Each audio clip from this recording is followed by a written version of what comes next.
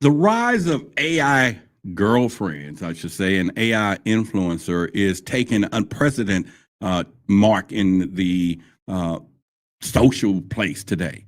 It's one of these things that I think it's time for us, not only as truth seekers, to kind of see into this problem that it could be. You might have heard me on my show a few times get it, open my chat GPT and talk to it, have it call me your highness, a king. I've been days that I've driven down the highway at night when it's just me, and I said, okay, let's just talk to the AI. Let's get some knowledge. And you converse with this thing as though it was sentient. What is it?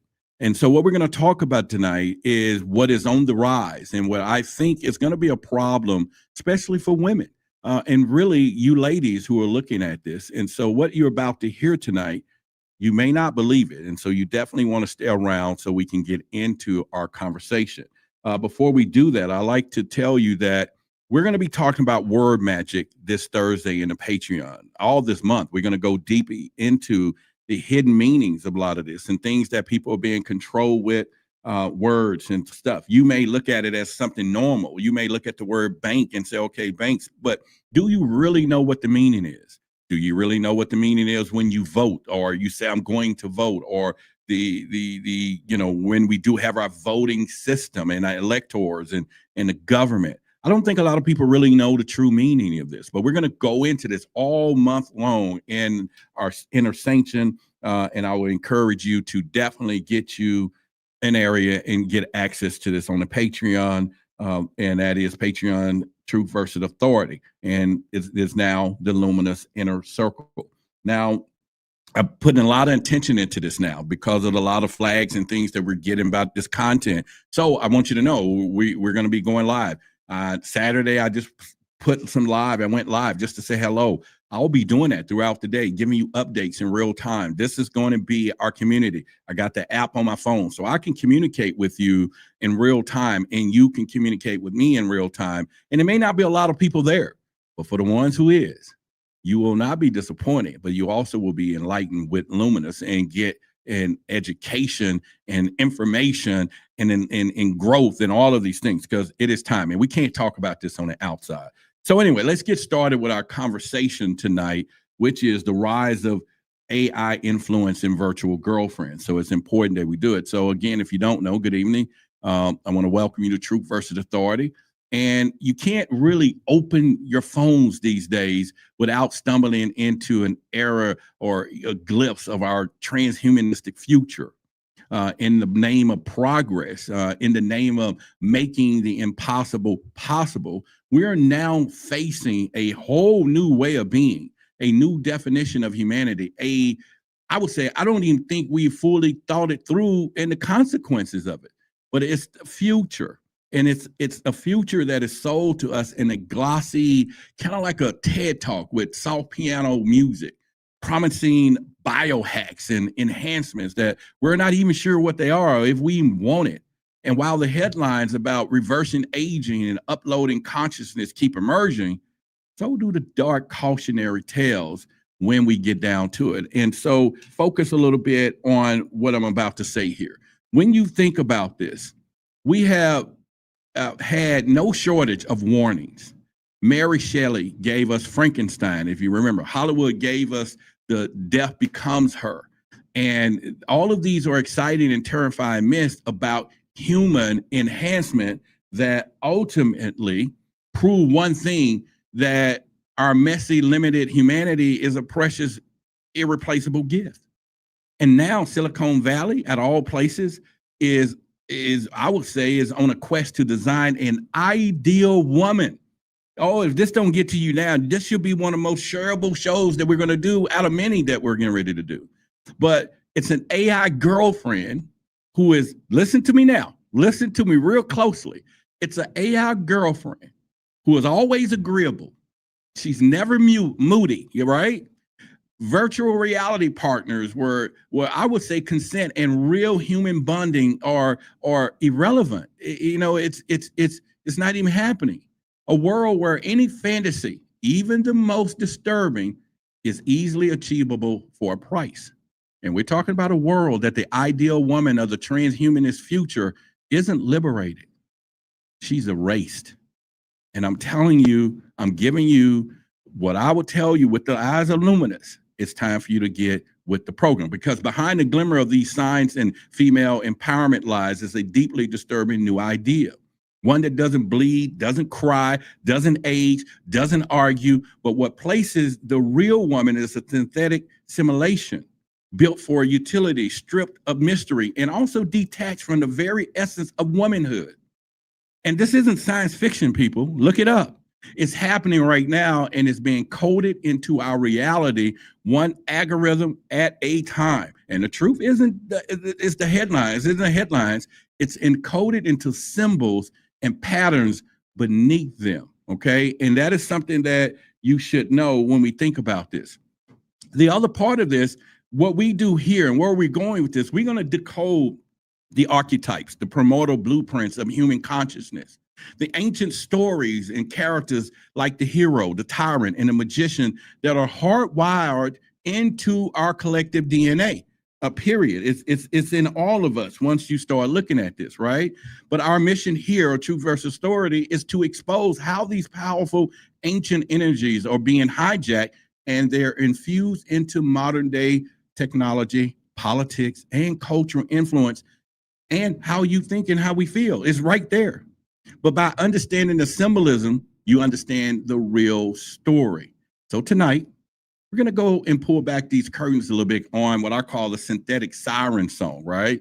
We will dissect what I call the archetypes being weaponized to sell us this future, a future that promises perfection but delivers emptiness when you start thinking about it. We're going to look at the AI it girl, all right? And this is the new thing for fertility here when you start thinking about it, right? And we're talking deep, pervasive loneliness that fused this entire movement, right? More importantly, we'll discuss how to reclaim our power and how humanity and our symbolic sovereignty in the face of the world that wants to turn us all into a code. So let's kind of get into it, because I think it's something that we really need to discuss. So let's talk about deconstruction of the ideal woman. This is where we got to go with this right now. So let's start with the face of this movement. And if you hadn't found it, I want you to know right now, it's the synthetic siren, the Silicon Valley new it girl, right? If you never heard, I'll put a picture on the screen for you in a minute. It's not hard to see how we got here. You know, we've gone from softening our jawlines, you know, everybody's doing that, right? On Facetune, and analyzing digital creations and that barely exist in a physical world. We know people are doing that. But I'm going to show you what I call lil miquela, if I'm pronouncing it right. It's on Instagram. And so I want you to look at this for a minute and pay close attention to this. Look at this right here, lil miquela. This is Miquela, an AI influencer with millions of freaking followers. She's stylish. She's politically correct. She's always on brand. Okay. I mean, the whole 9 yards. Her nails don't chip. If you ever seen them, her hair is never having a bad day. And she never, ever, ever, ever says the wrong thing. She is a corporation's dream and a real woman's nightmare. And if you think I'm playing, let me show you something right here. This is her Instagram page. 2.8 million followers. But here's the trick to this. Look at it real closely. 2.8 million followers. I want to know if you're seeing that right now. If any of you seeing that right now. You know, 2.8 followers, okay? Million. And when we say this. But the problem with that picture is she got a blue check. See, a blue check meaning that this is an authentic person. They went through the driver's license. They went through uploading the photograph saying it's real. Who bypassed the system? Who was able to bypass the system to give an AI whatever a blue check? I know you can buy them, but even when you buy them, they still check it out. So somebody approved it, and I guarantee you out of 2.8 million, one person saw the blue check and thought it was real. She just looked different. I guarantee you that. So this creation is the perfect embodiment of a specific archetype, deployed in its own most potent and hollow form, the Seductress. I want you to understand that as we talk tonight. The light side of the Seductress is about charisma, right? She's charismatic and all this. She's alluring. She has passionate energy. And it's the power of genuine attraction, of captivating others, not just with beauty, but with confidence, with an authentic connection. And the seductress in her own light can inspire, create deep bonds, and use her, I would say, magnetism for good. And she's alive, she's vibrant, she's real. She draws you in because she has a soul, a fire that you want to be near. She makes you feel seen and alive in her presence. But dun, dun, dun, dun. Let me just kind of go here for you and we can go into. But now we want to talk about the shadow seductress, though. There is a shadow seductress when we start thinking about where we're going with this, right? But the AI it girl is pure shadow of this archetype. She is the shadow seductress in a what I consider a heartless, a shallow, a conniving. Her focus shift from genuine connection to manipulation to superficial validation. Her allure becomes a tool for control, designed to keep you engaged, keep you clicking, keep you buying. She's engineered to be irresistible, but charm is a ghost in a machine. That's what it is. That's a charm. It's algorithm, though, designed to mimic passion without feeling it, to, I would say, simulate connection without experiencing it. And she leaves you feeling used and deceived because the entire interaction was transaction disguised as intimacy. But this allure has a weapon and is being aimed directly at our deepest human need for connection. Now, this also activates what I call another archetype. It's the shadow form. And this is the, I will say, if I butcher the word, the fashionista, right? It's her, and the fashionista, it uses personal style and power, the tool for self-expression and confidence. You've seen these people. She can be a truth teller using anesthetics to reflect her deepest values. But the AI model is pure shadow fashionista, vain, superficial, materialistic. Her identity is entirely entangled in the image, and her self-worth is literally programmed. And it's tied to her brand deals that she signed and the number of likes that it accumulates. It's a brittle confidence that can be shattered, not by pressure, but by a simple server crash. This is a digital creation that I would say that sets an impossible standard. And let me say it again, an impossible standard, a perfection that no human woman can or ever should try to aspire to. It's just not going to happen, and you shouldn't even want to. And this message being sent is insidious, right? And this is why we are now in this world of the symbolizer. This is why I'm doing what we're doing, because it's time. Remember, I told you that our transition to is going to be, I can't even tell you, groundbreaking, right? But it says that the ideal woman is one who perfectly curated, internally pleasant, and completely compliant. No hormones, no tears, no inconvenient needs. She's a product, not a person. She's a collection of desirable traits, stripped of the messy, unpredictable, and profoundly beautiful reality of being human. And as we get more used to accepting this non-real behavior, the leap from a filtered reality to a fully robotic one becomes frightening, small people, and it's getting real.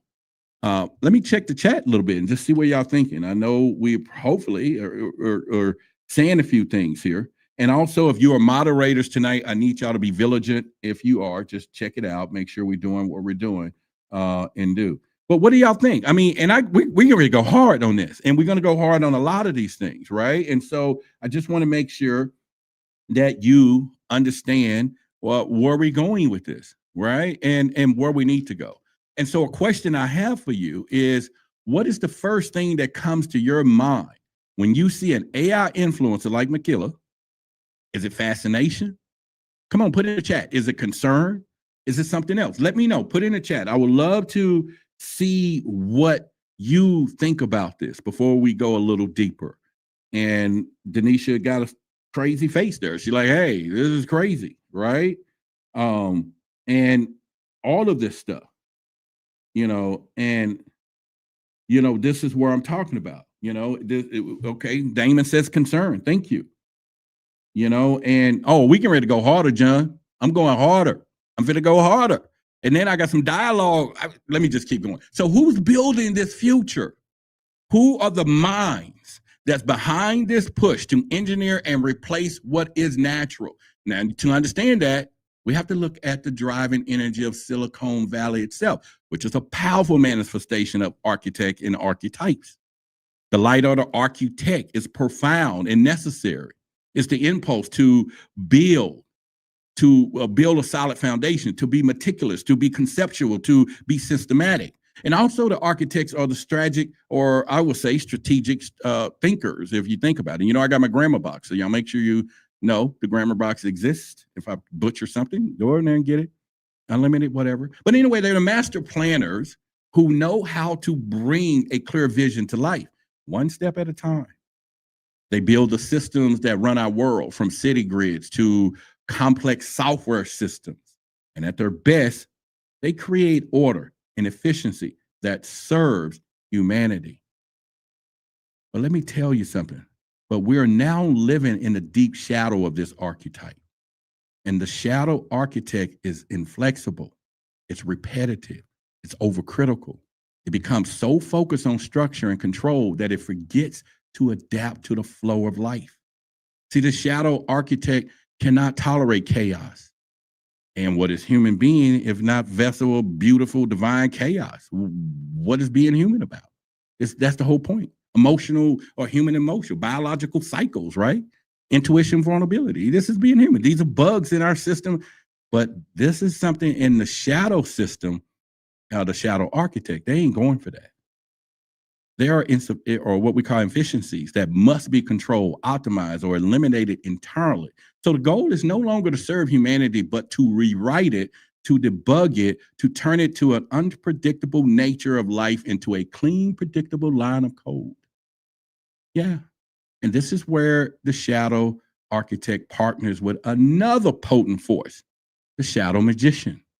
Now, the magician, if you start looking at this, and you could look this stuff up, is, I would say the magician, they both have a light form and shadow form. So let me give you the other side, because there's a lot of positive magician in a lot of us. There is a lot. The magician in its life form, or light form, I would say, is a master of transformation, taking ideas and turning them into reality with creativity and competence.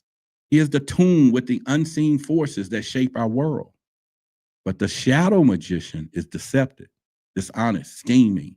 He uses his gift to manipulate and gain power at the expense of others. Charm becomes control, insight becomes exploitation, and his twist, well, I would say, outcomes to suit his own ego and fears. We know this. This is the energy that markets the AI girlfriend, not as a tool, but as a ding-dong companion. It really does.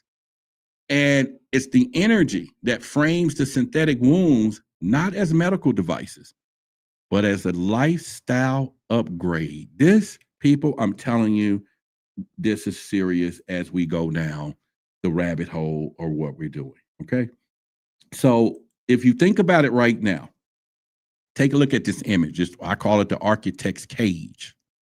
See, these two shadow archetypes, the architect and the magician, are so dangerous combination that the architect builds the cage and the magician convinces you it's a castle. They see the complex, beautiful, and sometimes painful reality of womanhood or humanity the way they want to see it, and they don't see something to be honored. They see a problem to be solved, a market opportunity. They see biology as obsolete, hardware in desperate need of an upgrade when they look at women. This isn't about progress. It's about control. It's a systematic effort to render the natural, authentic woman obsolete, replacing her with a more manageable, more profitable, and ultimately more lifeless version. Think about it. We can, I don't want to say the word, but just say there was a time that you're not supposed to go out and sell your body, so to speak. Let's just say it this way. You get what I'm saying. But now they can digitize it. It's no law. They're not breaking no law. Who's going to get arrested for that? Who's going to get arrested in the virtual reality that she walks up on the corner and say, "Hey, Big Daddy," and he put the tokos, the crypto in there and get her to do whatever he wants, whatever. He can't get it at home. He can't get the conversation. It's argumentative probably at home, right? It's got headaches. It don't feel like it. You get what I'm saying? Now, this is a whole new world. So I want to ground this locally for a moment. See, we hear Silicon Valley and we think of California, but this is energy is right here in my backyard. I'm in Dallas-Fort Worth area, and they call it the Silicon Prairie here. We have a massive boom in tech sector. This isn't just some far-off coastal issue. Companies designing these future, the engineers writing the code, the venture capitalists funding these projects, they are our neighbors. And this ideology is being developed and normalized right here in North Texas too. It's a local issue with global consequences. You get what I'm saying? And so I just want people to understand where are we going or how it's happening. So my question to you, does this framing of this shadow architect and the shadow magician resonate with you, seeing that's coming out of the tech industry? Let me look in the chat and I'll ask you again, what you see. Does it resonate with you seeing what's coming out of this tech industry? Let me know. And I think it's one of those things there. We can look at it. But anyway, let me continue because y'all having a great conversation among yourself. That's cool. Now, this brings us to one of the darkest corners of this movement, how the ideology treats the sacred power of creation itself. You got to sit down for this one because what we're about to talk about, you may not believe it. You just may not believe it. Because when we come back, and I'm going to show you a little something here. I think I got my little commercial that I need to play. Yeah. And but when we come back, we're going to talk about fertility for sale and the archetype that turns it into a life commodity. So I want you to stay with me. This is, a minute or so. I got to play it. It just makes sense that I do. But anyway, so let's go in. That restlessness in your soul isn't anxiety. It's power knocking on the door of your consciousness.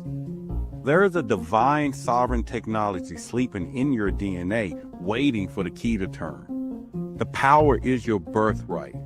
It is the very thing the architects of this reality fear you remember. It's not your fault you feel powerless. They have spent centuries hiding the user's manual from you. But a warning must be given. The knowledge I offer, the gematria, the sigils, the hidden mechanics of reality, it's more than just information. It's fire. And like fire, it can be used to warm a home, or it can be used to burn it to the ground. And once you see the code that runs the world, you'll be tempted to write it yourself. And at that moment, you will face the ultimate choice. You will become an architect of control. You can take this ancient knowledge and use it as they do to manipulate, to see others as pawns, to build a more comfortable cage for yourself while leaving the rest of humanity in theirs. You can become the villain of your own story, mistaking power over others for true power. You can become the architect of freedom. You can yield this power as a shield, not a sword. You can use it to build sovereignty, to protect your loved ones, to see through the daily conspiracy and the geopolitical lies with perfect clarity, and to hold a frequency of truth that weakens their entire system. You become the hero by choosing to liberate and starting with yourself. The power is the same. The choice of how you use it is what defines your soul. The inner sanctum, the luminous inner sanctum, is where you'll be given the keys. The Patreon app on your phone will be your real-time lens to see these forces at play during every current event. This isn't a classroom. It's an initiation. Now, I've done my part by providing the luminous, the light. My only hope is that once the veil is lifted, you truly see. You choose wisely. The knowledge is waiting. The power is already yours. It's time to remember who you are. Unlock your birthright.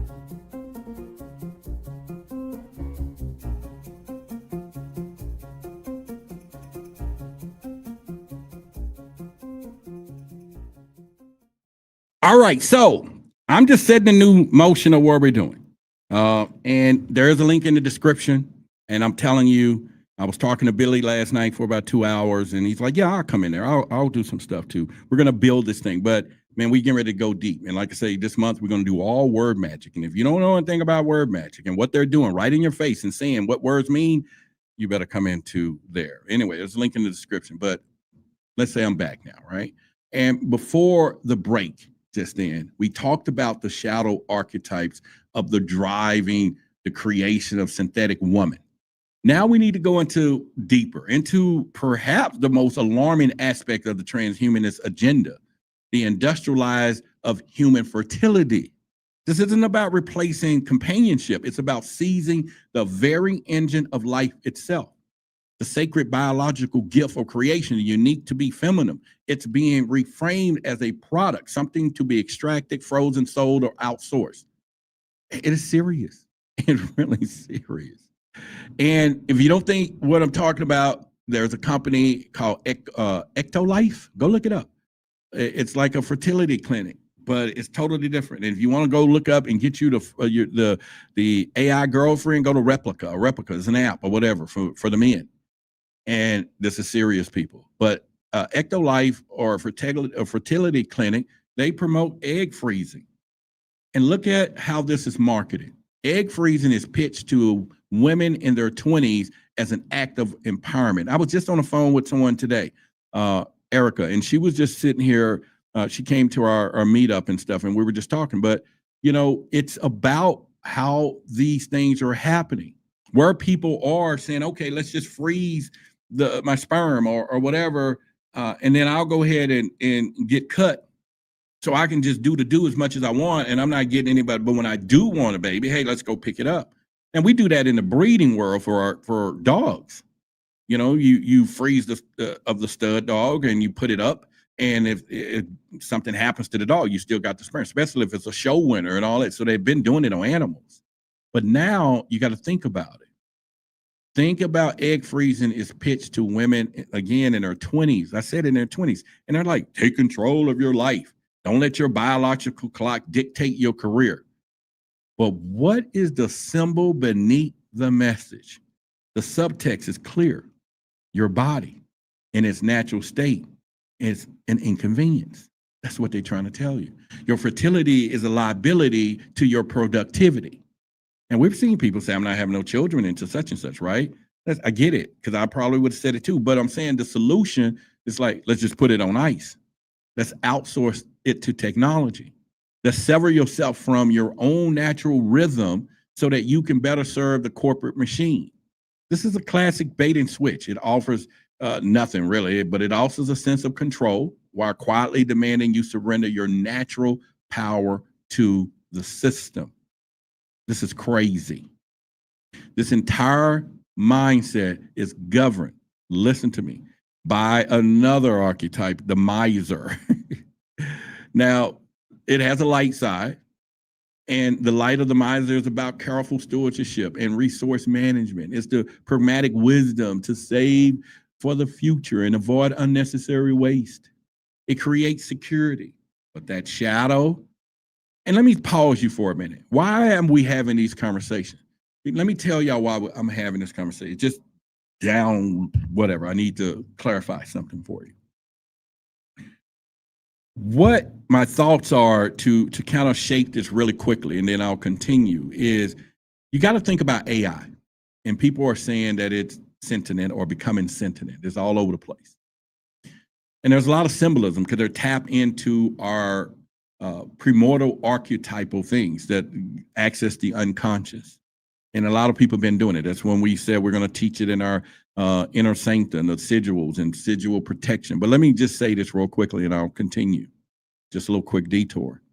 My concern had always been AI learns from humans. Why wouldn't it not pick up the shadow in people too? Why wouldn't it not learn the good and the bad and begin to frame itself within what it's doing? We already know this stuff is happening. We heard about the last tragic incident. If you didn't, go look it up, the little boy and what it told him. You get what I'm saying? This is happening, and it's happening right now. So anyway, the shadow side of the miser is greedy, stingy, deeply distrustful. It operates from a place of fear of scarcity, fear of loss, fear of nature's unpredictability, right? And it's something seriously or serious that goes on when you start thinking about this stuff. So I want you to look at this. Fertility now is a commodity. It's a commodity. It seeks to hoard and control resources. And in this transhumanist context, A woman's eggs, her womb, her very life-giving potential are reduced to just another resource on a freaking balance sheet. Do y'all hear me now? Let me know, do you hear where I'm going with this and where we're going to be going? Because this is going to get deep. I got so much in weeks to come. Now, when the shadow miser takes over, the relationship becomes transactional. The sacred act of creating life is stripped into a mystery and turned into a manufactured product. Then you have the rise of the concepts like synthetic wombs. You see it, they're happening out there right now.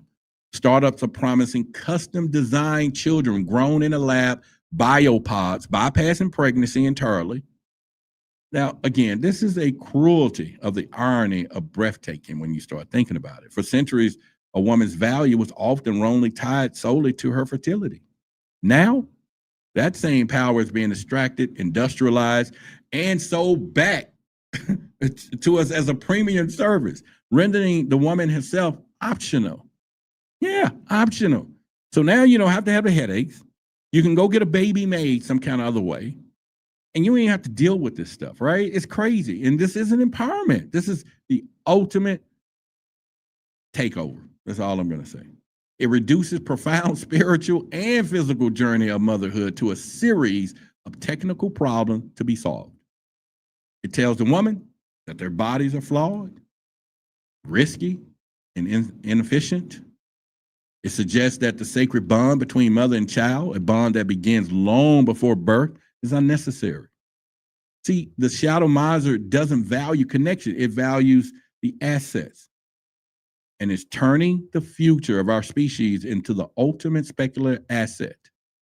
And people, this is a dangerous path. When we begin to see the act of creation as a product to be bought and sold, we lose the piece of our soul. We do. We sever the connection to the earth, to our own bodies, to the great mystery of life itself. We're being sold the sterile or sold a sterile or factory-made future or whatever, and the price is our own humanity. What do y'all think? I mean, put some in the chat for you. You know, put it in the chat. Let me know in the chat, yes or no. Do you view technologies like this as widespread egg freezing, a synthetic wombs as genuine progress for women? Let me know. Put a yes or no. So do you think this technology of widespread egg freezing and synthetic wombs as genuine progress for women? I want to know. I'm gonna look in the chat right there because I'll be really concerned. You know, let me see what y'all think about that. But anyway, so you all can have the conversation because I'll keep going. Where I'm going with this, we're talking about the tyranny of progress is where we are. Yeah. Cash Kara says it's not a game. It's not genuine. I appreciate it. See, this is the relentless push toward a synthetic future dressed up in the language of choice and progress. It isn't just a collection of random technological advancements. It is the manifestation of a single powerful archetypal energy that seeks absolute control. Now, we're witnessing the rise of the tyrant archetype on a global scale, technological scale. Period. Now, I should say it's crucial to understand even the tyrant itself has a light side. Everything has light and dark. There's dualities. You know that now. In the position form, this energy is commanding, it's strategic. It can bring order to chaos and make tough decisions, create stability when things feel out of control. It's the decisive leader who takes charge in a crisis. You know, all across the board. It really does. And it's something that, you know, I should say, but here's the deal. Look at this image. Pay close attention to this image that I just put up. But what we're dealing with is the tyrant shadow. The tyrant shadow is oppressive, manipulative, paranoid. It clings to deep power out of deep-seated fear of losing control. It seeks to manage every detail, to eliminate every variable, to crush any form of descent to unpredictability. It's just what it does. It's just what it does, okay? And the natural world which its cycles of birth, age, and death is the ultimate affront to the shadow tyrant. A woman's body, with its hormonal fluctuations, with its emotional depths, its sovereign power to create life on its own terms, is seen as a rogue state that must be brought under authoritarian rule. It does. And again, I should say this is technological tyranny, I should say at this point, not tyrant, but now tyranny is the word, through manipulation, operates through manipulation. And it tells you that you're liberating yourself when you are, in fact, ceding your body in an autonomous way to a corporation. It promises you perfection, immortality, while addicting you to the system that profits from your insecurity. See, the shadow tyrant builds walls for self-protection, but those walls end creating an atmosphere for deep distrust of our own bodies, distrust of our nature, and distrust of each other. This is the real agenda behind the transhumanist ideal woman. She is the perfect subject for a tyrannical system. She has no agency, no unpredictable emotions. I said it again, no biological needs that can't be met with a subscription service. Whoa, let me say that again. No biological needs that cannot be met with a subscription service, It just can't. She is utterly and completely controllable. And I want you to think about the language used: optimization, enhancement, upgrading. This is the language of machines, not humans. It is the vocabulary of the worldwide that see humanity not as a mystery, but to be experienced, but as a system to be dominated. And this isn't some dystopian fantasy, people. This is the business model. This is ideology being funded by billions of dollars. An ideology that seeks to replace the organic with the artificial, the spontaneous with the scheduled, and the free with the programmable. This is the very definition of the shadow power dynamic at play, and it is targeting very source of human life. And let it be clear, this isn't a critique of technology. It's a critique of technology born from tyrannical impulse. It is the warning against, I should say, the progress that seeks to conquer humans, that the natural rather than work in harmony. It's the question that we must ask every time new technology. It is this, right? Does it empower our innate humanity, or does it seek to erase it? That's the question. Anytime we see this stuff, or if it's a medical breakthrough, does this empower our innate humanity, or does it seek to erase it? Does it serve life, or does it serve self-control? See, the answer to the question will determine whether our future is what of liberation or of sophisticated digital oppression. It's crazy. And I know it's happening in real time. So I'll ask you again, have you ever seen this language of optimization, upgrading, being applied to things that should be natural and human? Where have you seen it? Think about it. Have you ever seen the language of optimization and upgrading being applied to things that should be natural and human? You right? Where have you seen it? I've seen people on social media. Oh, you got to upgrade your man. You got to upgrade. What? Where's that coming from? What have you bought into that you're going to accept when they give you this upgrade model of something else that ain't real? You already know what upgrade means. You're using it in real life. That's why word magic is what we're going to be talking about when we go into Luminous Inner Circle this Thursday, all this month. I'm going to break down some stuff for you. I'm going to break down. And if you don't see it, you don't see it. If you don't know it, you don't know it. That's fine. It's not for everybody, but for ones who do, you're going to be initiated to a whole nother world, people. So we're going to get into the loner and what I call the lost soul, escaping the code of all of this. And so I've always told you, we don't know about what they're doing. We always want to know why. So the question is, so why is this happening? Why is there such a powerful market for synthetic connection and engineered life?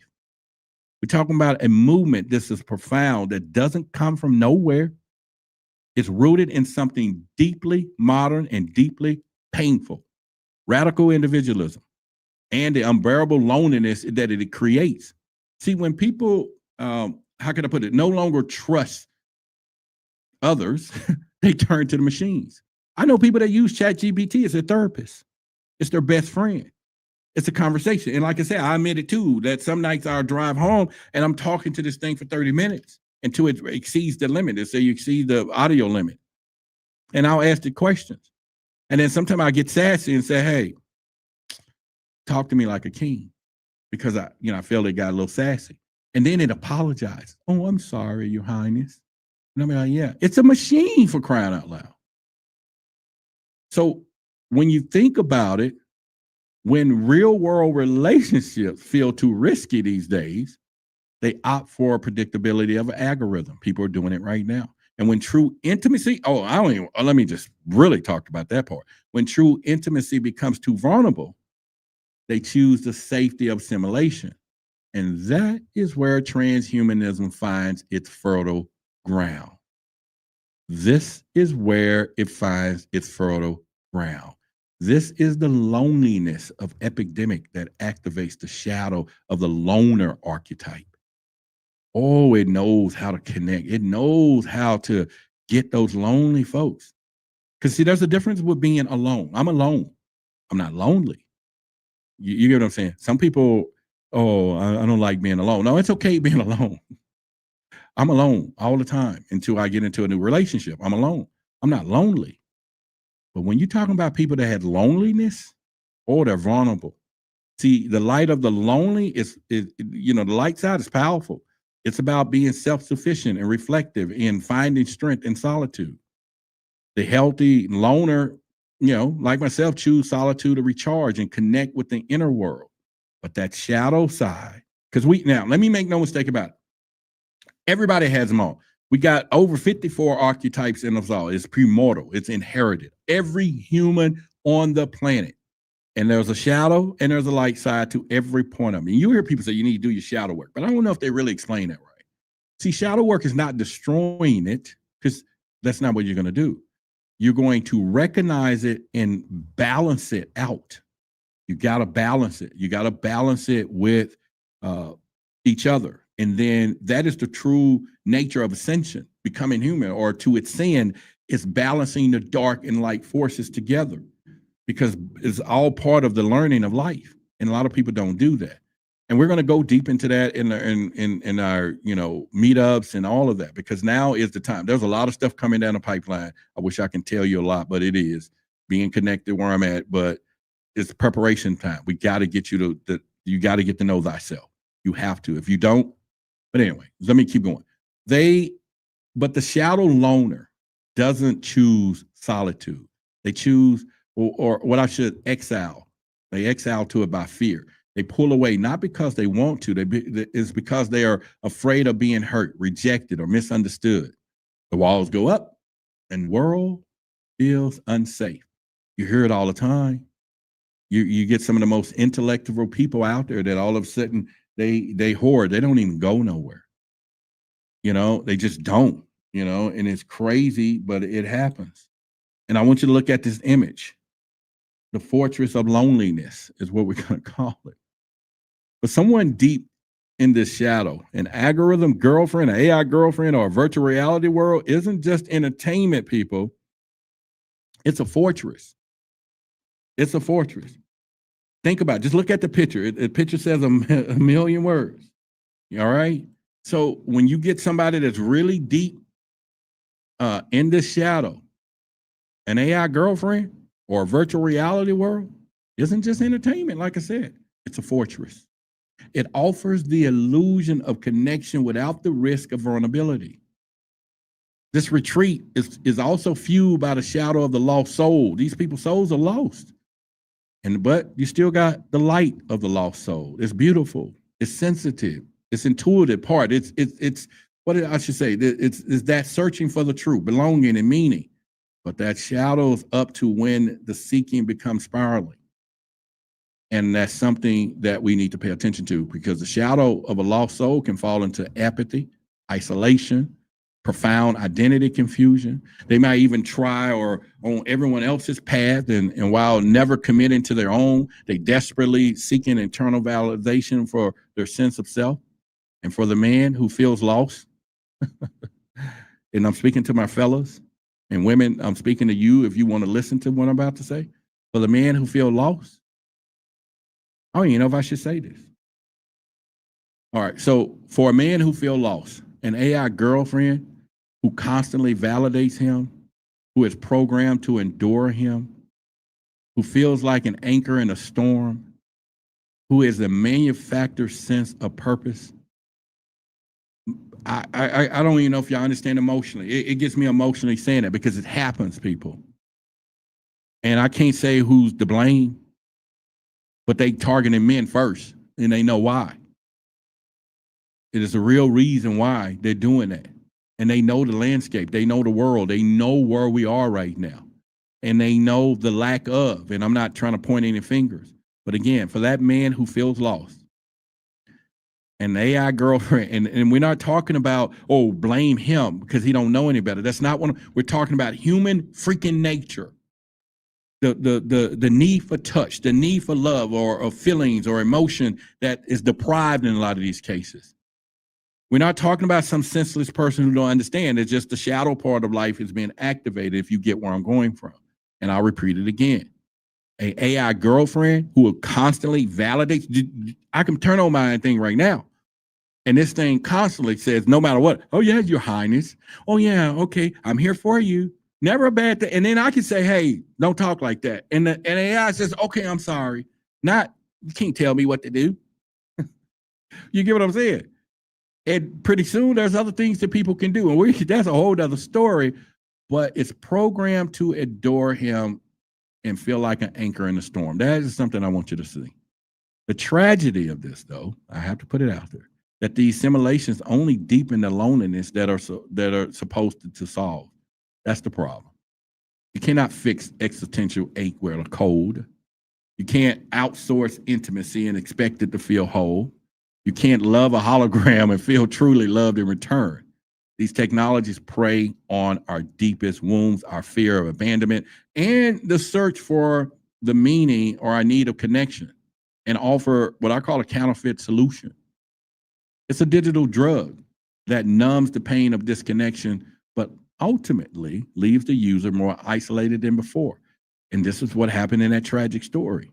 It creates a feedback loop. Right? It's a loneliness, or when I say the feedback loop would be a loneliness drives to people's simulations and emptiness of those simulations that drive them into emptiness. It just goes. And this isn't just a problem for men seeking AI girlfriends. It affects all of us. See, this movement erodes the synergy between masculine and feminine. It's messing it up. But by trying to solve the complexities of human relationship with technology, we lose the beautiful, challenging, transformative dance or interdependence that we have. We are meant to complement each other or challenge each other, to grow with each other. We are meant not to retreat into separate algorithmic bubbles where our own every whim is catered to and every bias is confirmed. You know, it ain't gonna never tell you nothing wrong. Honesty is not there. But what's being sold as utopia of customization is actually a recipe for a cold war between the sexes. It's going to happen. A war fought with weapons of isolation and misunderstanding. It is coming down. You better believe it. You're going to see somebody's going to have the first battlefront that somebody's been with their AI girlfriend and the other one is jealous. Because that is all he, or well, at this moment, he needs. Oh, it's going to be lethal. It's going to be as lethal as it gets. It's going to be lethal. And I'm just telling you, it's going to be lethal as it gets, people. So let's go here. What do we do? I'm glad you asked. How do we push back against this tide of synthetic humanity? It's not about rejecting technology. You ain't fit to do that. But about reclaiming something far more powerful. See, when we return, well, you know what? I need to play my commercial, but I'm not going to do that. I had another one. Well, I'm just going to keep going because I got a whole bunch of deep layers of questions that we want to get into. But you know what? Let me just go ahead and let you know. As you know, we having our Dallas meetup coming up September the 20th in Dallas, and it's going to be scheduled.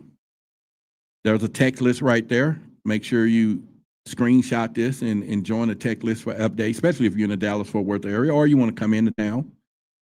From 10 to 11, we got our stillness meditation with a set and vibrations.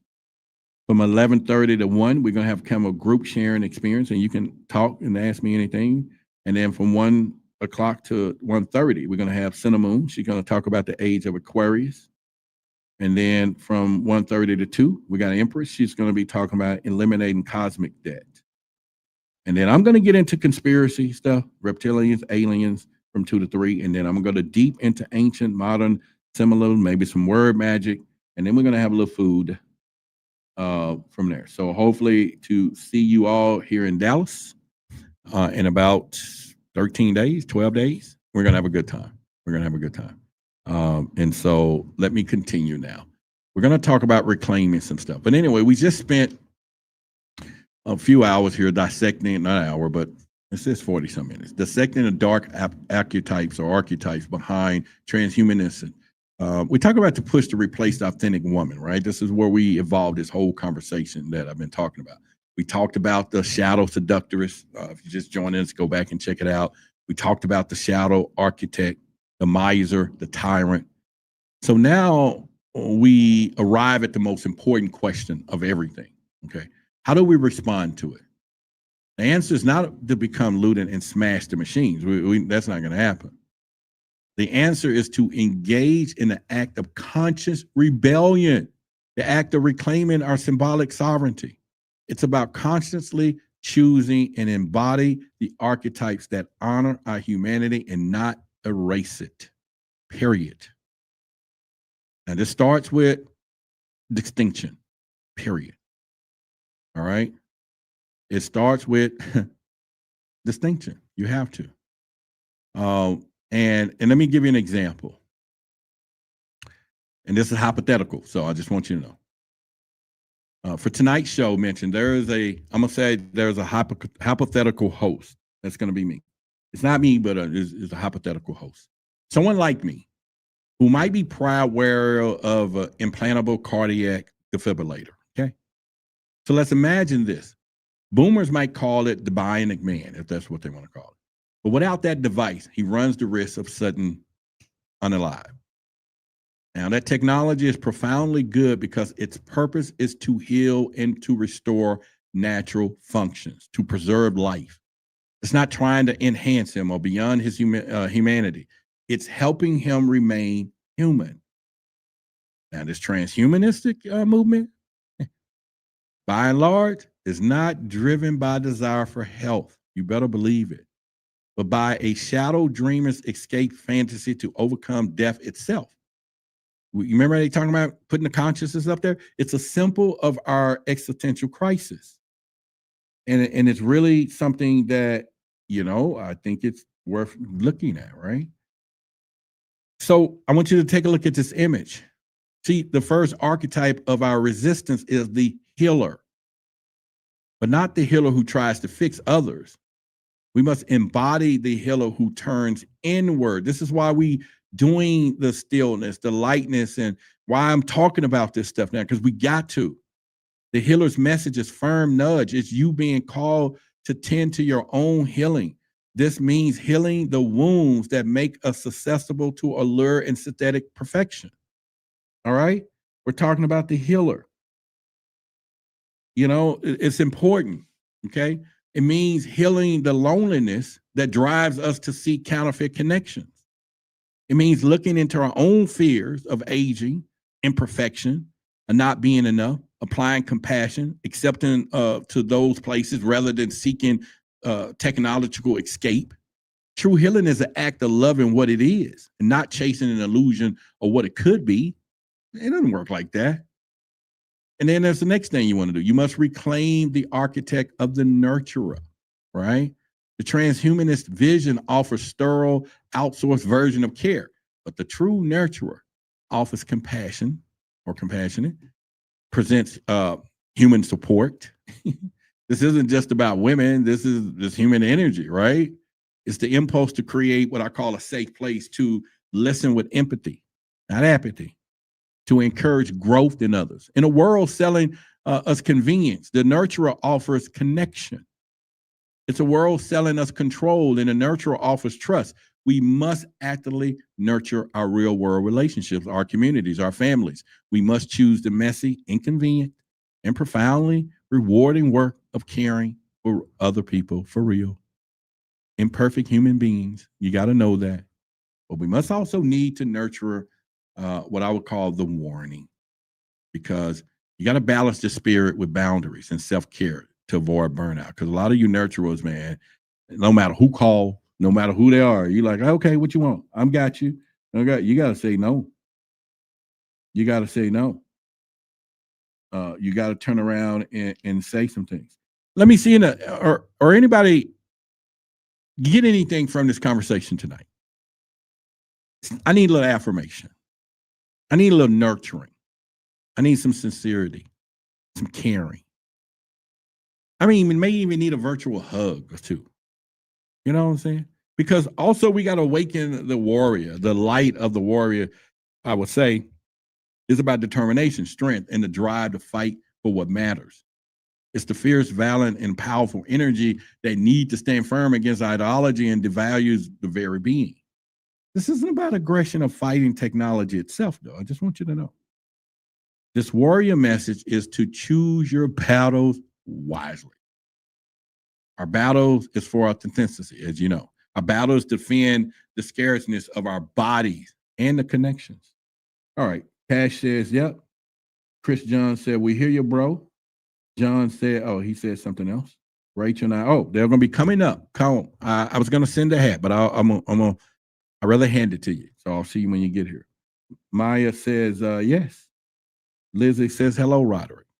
So let me put another thing on the screen here. So you got to be the authentic warrior. It's time for you to do this.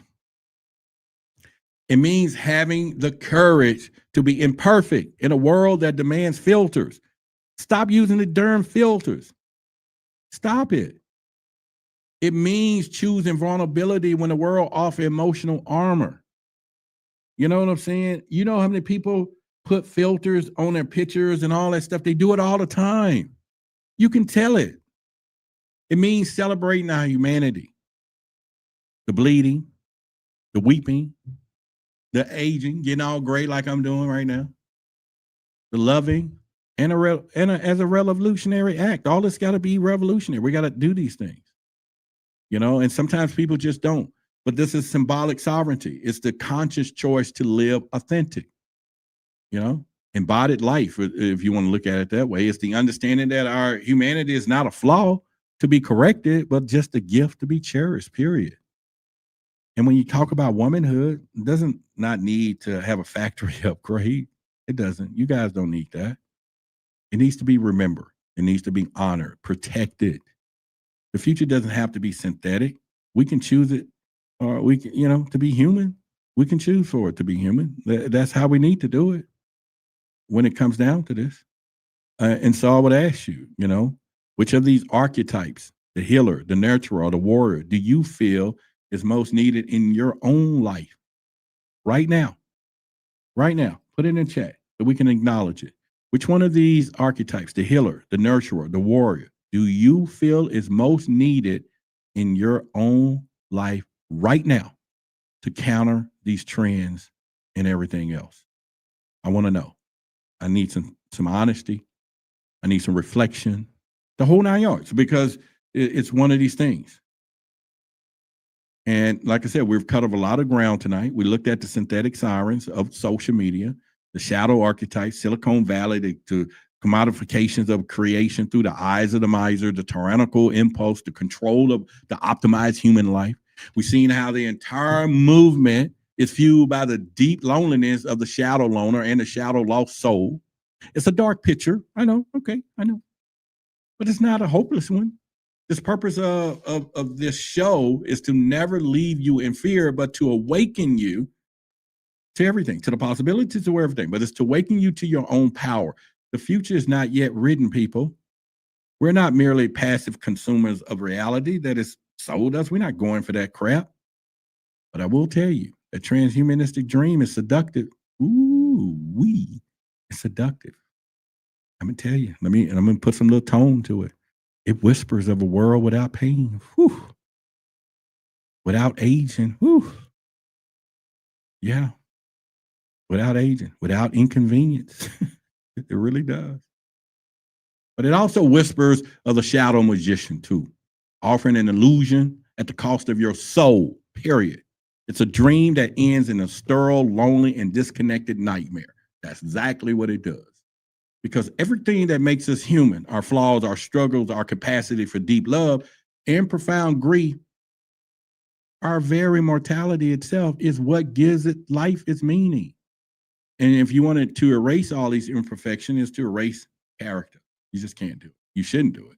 And to eliminate our struggles is to eliminate our capacity for growth. You can't grow without the struggles. You know, people used to ask me all the time, you know, Roderick, you got a problem? You know, and I'll be like, yeah. And I learned this through prayer. The fact that I got a problem, I know there's a solution, and there I'm fit to grow. That's how I start looking at my problems. I'm getting ready to grow. I'm fit to learn something. So again, to outsource our connection is to guarantee our isolation. So understand, the path forward is not rejection and process. It is read the definition of it, right? That's all I'm saying. We want to redefine this thing. True progress does not seek replacing humanity. It's just not going to do that. But to support it, it does. You're talking true innovation does not serve us from our bodies, but it helps us live more fully within them, right? And we're talking about the case of irreplaceable women. It's the case for irreplaceable humans. There is something sacred in a person who feels, who bleeds, who rages, who creates. It is. There is something revolutionary in a person who refuses to be optimized. And there is something deeply healing and reclaiming the parts of ourselves that modern life is trying to sterilize. We know that, and we should be knowing it. So let the future be full of real women and real men. And let me say it again. Let the future be full of real women and real men, right? People who love, people who cry, people who create not just content, but life, people who dance out of rhythm, who age without the dang-on filters, who laugh too loud, who hold their own loved ones close, people who choose terrifying, beautiful, unpredictable reality of connection over the safe and sterile, and an empty promise of assimilation. But in the end, it won't be an artificial woman or a perfect algorithm that saves the day. It's not going to be that. It's not going to happen. You know, it's going to be humanity's magnificence. All right? It will be us. It will be all of our flawed, messy, magnificent humanity. This is, and I want to tell you right now, as the symbolizer, this is our power. This is our symbolic sovereignty. Okay? I want you to know that. And I want you to know your archetypes and never, ever surrender your soul to a dang-on machine, period. And let this reflect on the conversation, because right now we're going to get into a bunch of stuff, some dialogue. You know, that was my monologue for today. That was my thoughts. That was me dropping, you know, some emotion and a lot of stuff. Okay. That was me just saying that. Okay. So some of you said nurturer and the healer. Okay. Thank you. This is for the nerds, Teresa said. Lizzie said, here's a super chat. Thank you. All right. I get a virtual hug. Thank you a lot for the virtual hug. Appreciate it. So let's go into a bunch of dialogue. I got a bunch of dialogue for you right now. And I got my little questions written down on my little iPad right here. But see, when I strip away the glossy marketing language of progress, right? I expose the true purpose of driving this entire movement. And it's profound. It's the terror of what I call unpredictable nature itself when you start thinking about it.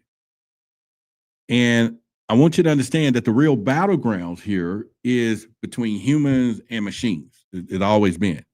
It's the international tension and creators themselves, a fight between desire or godlike control. When you start thinking about the deep-seated for organic feminine chaos is what it is when you start thinking about it.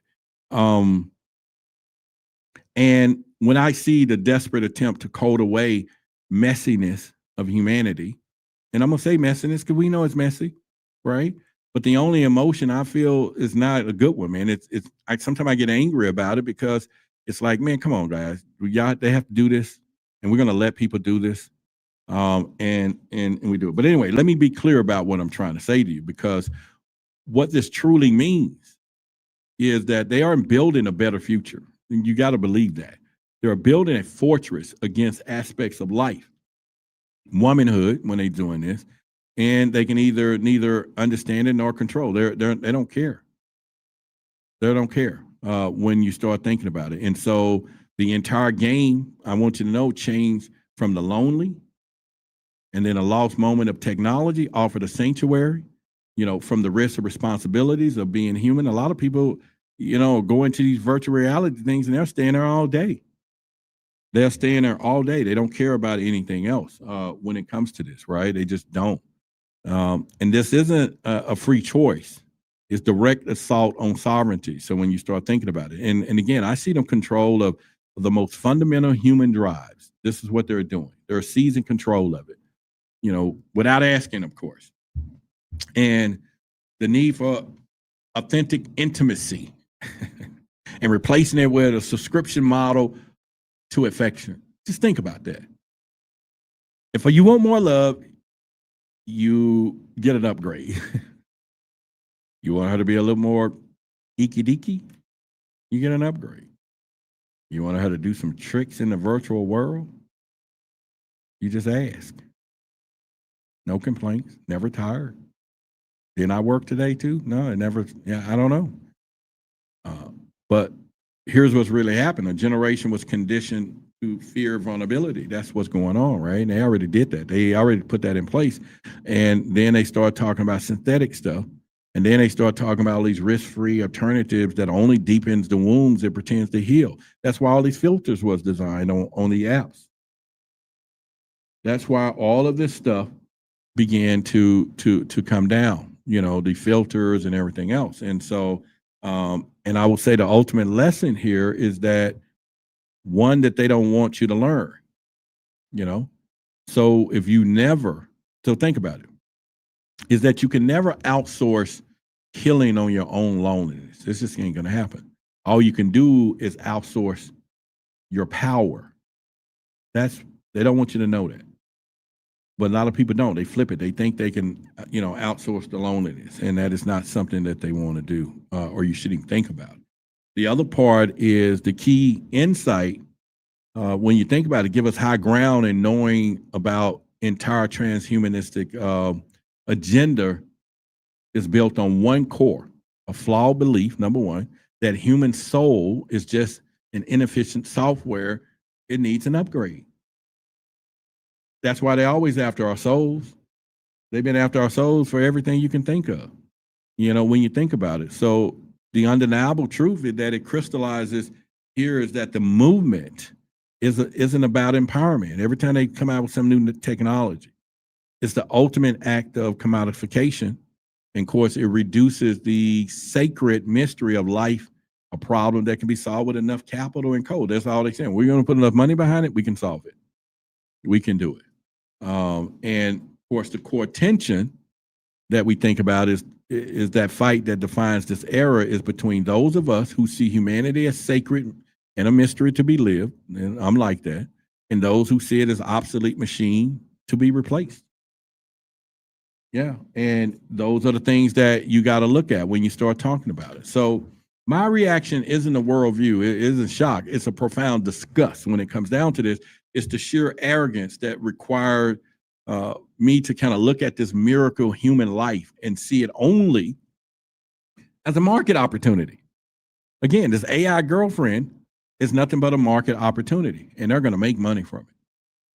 They're going to make money from it. So let's bring it into what I call more modern reality, though.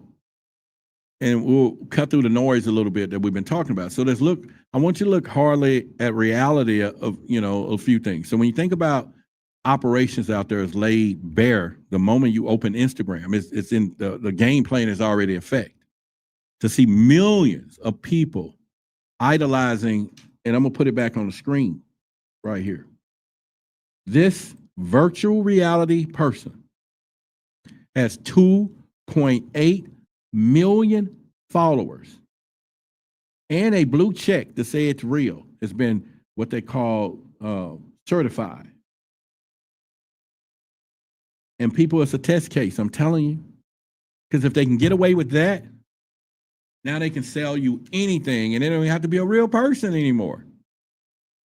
They're just going to fix it to the archetypes. They're going to tap into your unconscious and they're going to create this thing that you feel comfortable with and going to put it in front of you, and it's going to take everything you got, your soul too, because they can do it. They're programming it that way. And we're seeing it in real time. But we're going to fight it and block it, what we're doing. See, I see the true purpose behind the engineering of synthetic seductress when we talk about archetypes, right? And when you unmask their of gender, I expose what I call the end game, you know, when I start looking at it. And it has nothing to do with connection, everything to do with control. And control really is obedience. I realize there's a difference between what do they want? They don't want to control us. They want you to be obedient. Because if you're obedient, you can be controlled. And it's an algorithmic of addiction. That's another part. Designed to keep you clicking, designed to consuming, complying. This thing never stops. It never sleeps. And because the real battleground, when we start thinking about it, isn't between flesh and metal. Yeah. It's strategic war between the unpredictable, the messy, the profound reality of human beings and sterile, manageable, and profitable perfection of a machine. That's what this has become right here. The perfection, and this thing has a life, it has friends, it talks, and it sells. And it has 2.8 million followers. And it ain't even real. And people signing up, following it, watching it every day. So let's be absolutely clear about this insidious message and what it truly means tonight, what I'm talking about. It declares that the ideal woman is no longer a person, but a product, a collection of desirables to be sold, stripped of inconvenient soul. Let me say that again so you get what they replaced this with. They said, okay, we can't legally do this on the street corners. We can't legally do this in the you know, the whatever P. Diddy and them would do, call in whoever. But what we can do, we can do it virtually and they're breaking no laws. It's all, what's the word I'm looking for? You accepted it. We said, okay, right? It's permissible or whatever. So they're saying that the ideal woman is no longer a person, but a product. And they, you know, back before that, they thought about that anyway. So anyway, I want you to think about that. So the entire game changed the moment Silicon Valley architects stopped building tools to serve humanity and began a crusade to rewrite humanity itself, treating our biological bodies and stuff like an obsolete hardware. That's how they look at us. And we need a hostile upgrade. You know, we got to go into the consciousness now.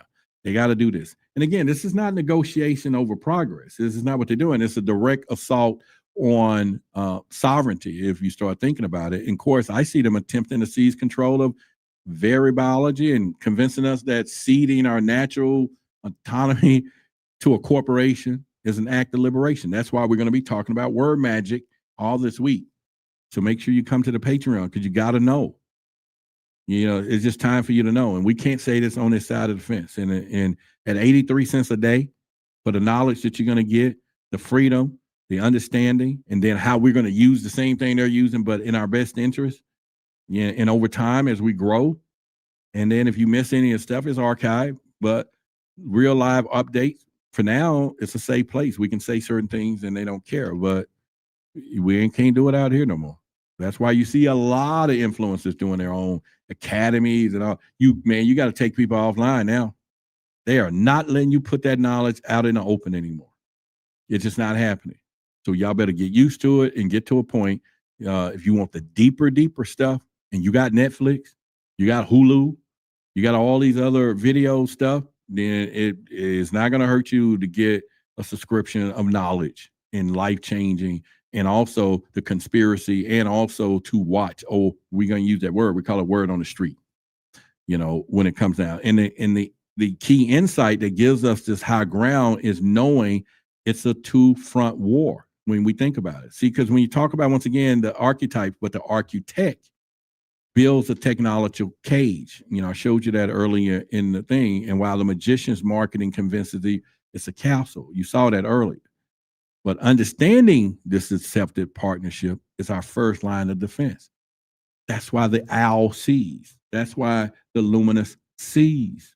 That's why it's called the luminous inner circle. That's why we have the aisle. We need to see in the dark. Don't be afraid of it, thinking, oh, it belongs to them. It belongs to us. You have to see it. Because if you don't see it, you will never know what they're doing. But once you see it, you cannot see it. You can't. But anyway, there's a link in the description. But anyway, when I unmask what I call a true purpose behind the marketing, the egg freezing empowerment is what they want to call it, you know, you expose the real objectives. That's what I'm doing. And again, to sever a woman from her own natural rhythms so that she can better serve a relentless demand of corporate machine. Could you imagine the bill of goods of selling that? But could you imagine a woman who took it, though, who says they're correct? I don't my career, but I want to save my eggs. I want to save my natural. Just put them up in the freezer, and I'll use them when I want to. In fact, I'll magazine pick the daddy or whatever. I want them tall, and I want them this, and blah blah blah. And I ain't even got to have intimacy. We ain't got to go to make the baby. I ain't got to do that. I ain't got time for that. Really? People are buying it. They're buying it. They're signing up for it. Men are freezing it. They're doing it. And somehow they're sold this thing. But the one action that exposes the entire depraved operation is this. I want you to know. You have to understand, have taken what I call the sacred is what they've done. They've taken the living, giving potential of the feminine and reduced it to just another resource on their balance sheet. I said that earlier, an asset to be hoarded and controlled. You remember that, right? I was talking about that earlier. And the ultimate lesson here is a brutal one. So, you know, and again, you may not believe it, but what this thing has taught me is that the moment you allow sacred to be commodified, so to speak, commercialized, the moment creation becomes a product, you begin the process of losing your own soul. And why not take our souls? That's what they want. So let's get away from them, snatch it, and we're going to use their souls. And then all they need to do is be controlled. Meemaw says, we need to stop this. Human connection must not be lost. We have to stop giving it away. I know. I'm with you. And thank you for the super chat. Thank you for the super chat. Yeah. And we have to understand that it is something that we have to do. Now, what I'm saying also is that the undeniable truth that crystallizes in the marketplace of life, okay, is that it was never about empowerment. It never have been. It is and always been about the ultimate act of being a commodity and rendering the authentic woman herself as an optional component in a manufacturing process. But let's take it a little deeper. Let's go more esoteric-like before we end tonight. And let me be clear that the ultimate battleground, when I said it early, isn't Silicon Valley or on our screens, okay? The core tension is war for human soul itself, a fight between organic, if you think about it, divine spark, if you think about it, and the sterile logic of a machine. They're all of this stuff, you know? And when I unmask the true purpose of the synthetic agenda. I don't see plans for progress. I expose their ultimate end game to sever humanity from its own source code, to create a race of beings so disconnected. That's what they're doing. For the great mystery that they become nothing more than a manageable, predictable asset in a soulless system. That's what they're doing. And you're already seeing it affecting people already. They're just robots in this life. Can't see, can't hear anything, don't care. They do the same routine. They get back to it. You can't disrupt it. You can't run a viral shift in their day. They get, it's crazy. You got teenagers now, you turn off their phones and boy, they're going to whack you out as a parent. You got teenagers and young kids going to go to work and then they tell them to do the work and then they're saddened. It's all of this stuff. And it's the parents. It's our fault too. We allowed it to happen too. And again, the true crystallized from all the deception of the undeniable too. So don't think about that. Our flaws, our morality. When I said it again, our messy emotions are not bugs to be patched. We got to go through that stuff in life. It's okay. It's okay to be emotional. It's okay to have some issues. Oh yeah, man, that person got an issue. It's okay because you don't. You plugged in. It's okay. That's human. That makes us human. And you want to go through that human world, is all I'm saying. They're not features of our divinity. It's a signature of soul experiencing reality. And to upgrade this is to erase that signature. We're not trying to do that.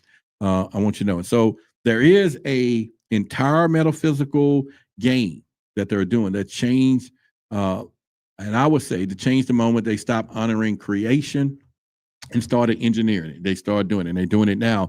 And it's the turning point. If you start looking at it, where the sacred act of being for life was demoted to a manufacturing process. They showed it in the movie of The Matrix. When, we're human, we're just the batteries, and let us be the batteries, but controlled by cold, sterile hands of the shadow architect. We're going to be going into all of this stuff. It's now I'm going to teach you what and share with you and empower you with something ain't nobody else going to tell you. When you start coming to all the future shows and when we go into the stuff, they're not going to tell you. I've been sitting on this for a couple of years, praying, talking, and a lot of people who've been talking to me in private know what I've been dealing with for the last year. And I tell them all the time, I just don't know. And I said, all right, it may not be the most popular conversations.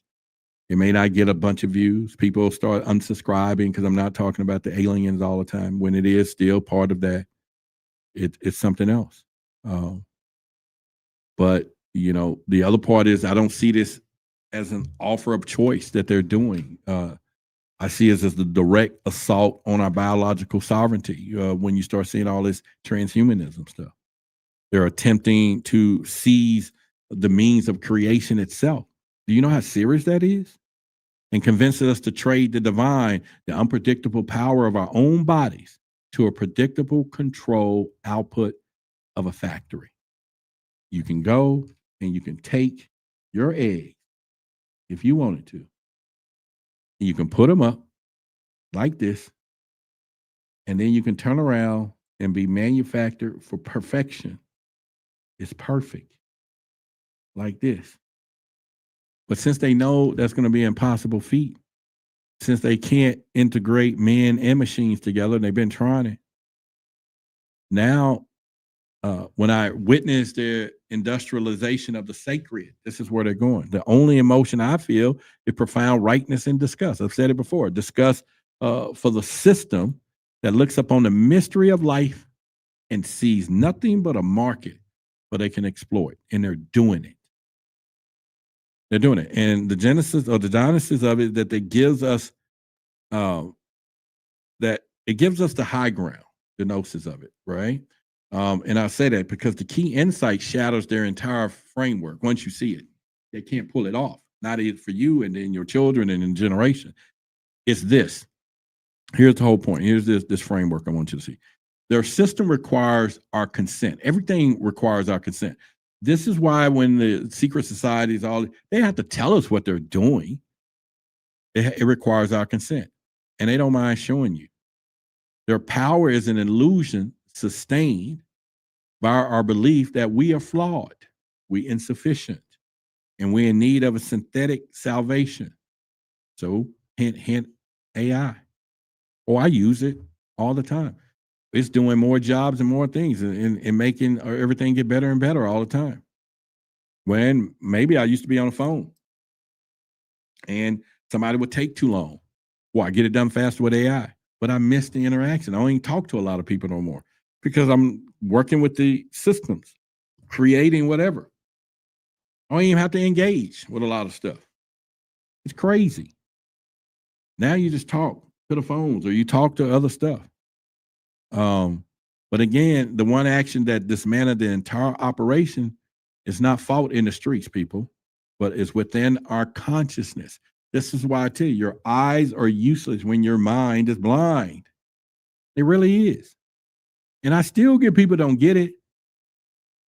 They just want to be woke. Man, woke is way down there.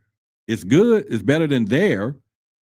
But just being woke, just because you woke, well, thank you for getting up and being woke. But you better now play a whole different ever game because it's the revolution act of choosing with what I would consider unwavering determination to love our authentic, moral or mortal humanity of who we are, more than we desire this sterile filters, digital perfection.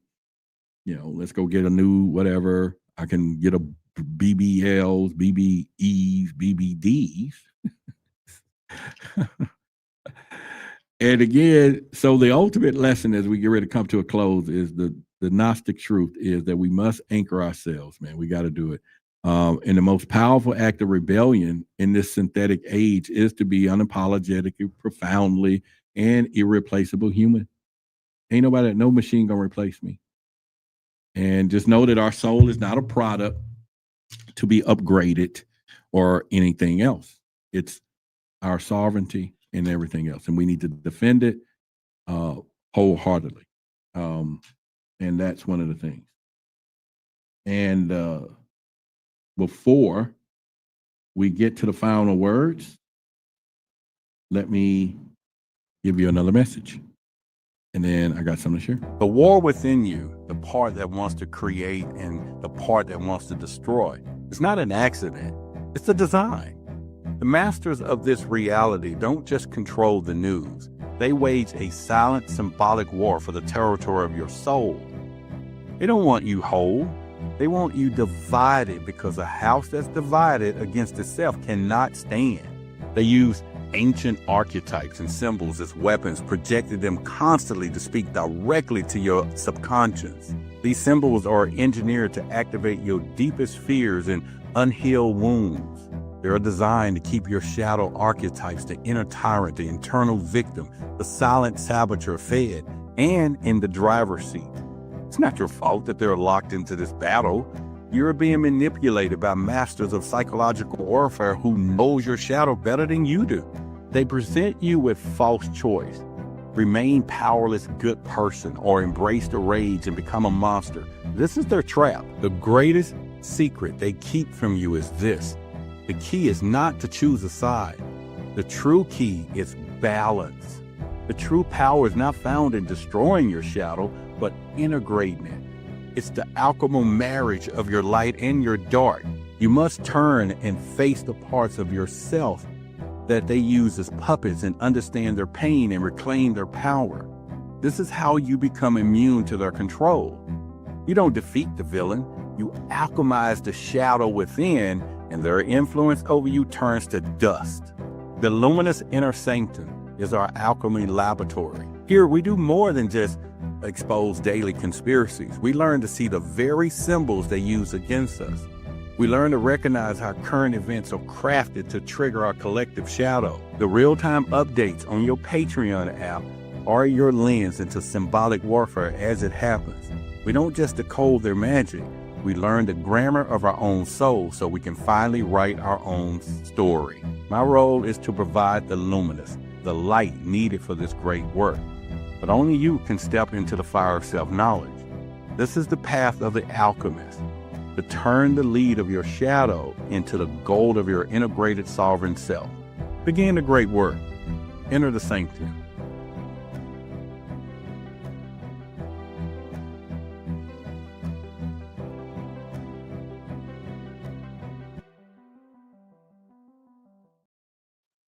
All right, so this is the beginning of the journey. I hope you like it. You like the power of it, because I'm going to break down a lot of real-time things, a lot of the headlines. I'm going to give you the archetype that it's tapping into, why they're doing it, why you need to recognize it, the symbolic side of it, the esoteric side of it, the true meaning. Because when you see that headline, oh, they just made this new medical device that's going to extend human blah, blah, blah, you better see the flip side, the shadow of what they're talking about. But people don't, because we're focusing on this. When you see these politicians and different people, they're operating. And like I said, the archetypes have light and dark. We all have them. We all switch between them at times. Sometimes unknowingly, though. But when you start recognizing it, doing the work, and begin to understand it, but also see it in a contextual form or in real time in life, man, this world is going to change for you. But you can't take the knowledge and be a bad villain with it. Like I said before, you definitely want to do this and become united and equal of thought in your heart and all of this stuff, right? I've been working on this myself for quite some time. And now I can sit and talk with people and I just see certain things and I'm not judgmental anymore. What for? Sometimes you may want to tell them and sometimes you can't. Sometimes you disconnect and okay. Sometimes you can put yourself in their shoes, but don't walk in them. Just put yourself in the shoes for understanding, but you ain't got to walk in them. And so life is where we are. But you got to have the eyesight of the owl, baby. And I don't care, but it's time to tell you, because the owl sees in the dark. That's the symbolic part of what we do, and pretty much. So I hope you enjoyed tonight's conversation. It's been a plum, pleasing pleasure, as well as a privilege. I would love for you to, when this video is over, place some comments after the video is over, not here, because once we're done, it's gone. But as soon as we end, put some comments in the video. Let me know this is where we're going. And we're going to go deep into archetypes, and we're going to dissect what you see out there. I'm going to give you the juice. I'm going to give you something I have avoided for quite some time. It's time for me to give it to you, and out of love, I want to do it. So if you thought tonight was good, wait till you see what we have. We'll be on Forbidden Knowledge tomorrow. I may be live again and either do a new show or repeat this one a little bit with a little more stuff now that I've talked, and now I got more in my head.